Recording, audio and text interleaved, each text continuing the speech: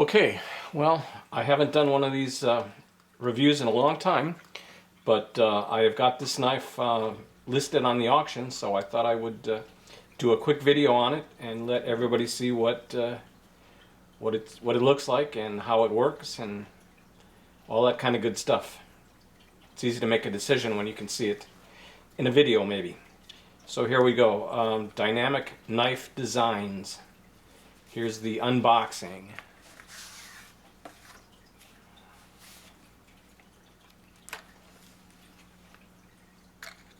We have a little caution warranty card, and we have the knife. Hope you can see that. The knife is mint. I haven't carried it. I have fired it a few times.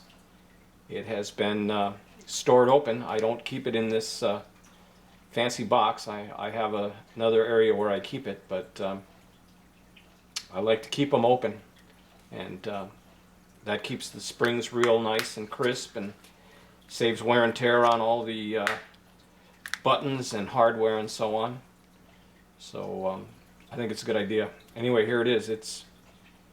It's perfect. There doesn't seem to be any scratches.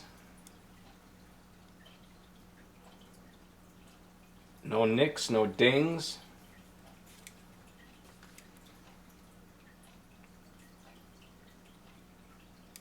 No problem to the anodized finish.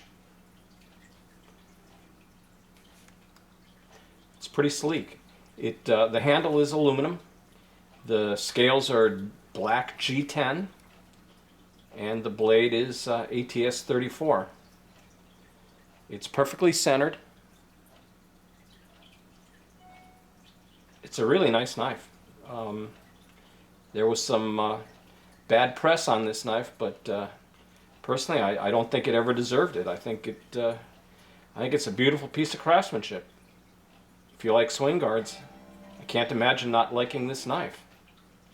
Now, this knife is fired by a leaf spring and a coil spring, and it really jumps. I mean, you got to hold on tight when you fire this knife. It just comes out with real authority. And I really love that. I think that is so cool. Now, there are varying opinions on that. Some people seem to think that it's oversprung and that somehow it's going to beat itself up over time, and I don't know. Maybe, maybe not. I have no idea. I know that it's not oversprung as far as I'm concerned. I love the way it fires. In fact, let's give it a shot. Now that comes out fast. That comes out really fast. Hang on tight, because that comes out fast. Okay, so there is not a lick of movement. That is like a fixed blade. There's no up and down, no side to side. That does not move at all. The guard has a tiny bit of movement. So if you want a tight guard, it's not this one. But that's not a deal breaker as far as I'm concerned. The blade has the D.K.D etching on the top. I'm not sure if you can see that or not. I hope you can. And then the pre-production on the bottom. The false edge is not sharpened, thank goodness, but the cutting edge is sharpened, and the point is radical. Man, that's wicked. That would stick you. This is a weapon. This is not an everyday carry. This is a real weapon. On the back, it says ATS 34, which is the steel.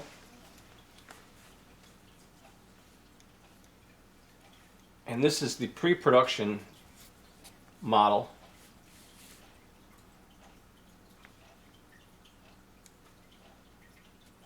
And as I said, it is mint. And it's kind of interesting to see this and not see any pins or anything holding the scales in place. They must be screwed from the inside, kind of like blind screwed or something like that. I'm not sure, but I like it. It's real slick. This is really quite a nice piece.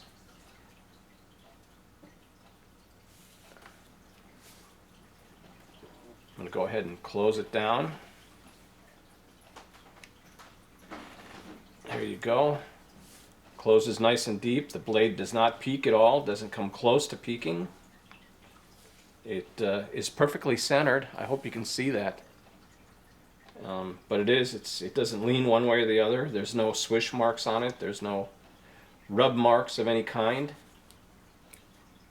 The safety works perfectly. And the button requires a good amount of pressure to release the blade. So all in all, this is a very well designed, well thought out swing guard. I'm going to fire it one more time. Boom. That really fires nice. That is quite a knife if you want my opinion.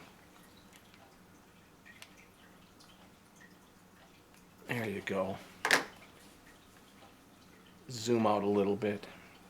Yeah, this is these were made for just a year or two and then discontinued, and I'm kind of glad they were. I don't think they deserve the bad rap that they got, because you know this is no liner gap. This is not poorly constructed. I can't imagine anybody saying that it is or that they were. I've handled a couple of these, and they all seemed like they were top quality to me. I didn't notice any flaws, any kind of defects at all, which is what made me want to get one.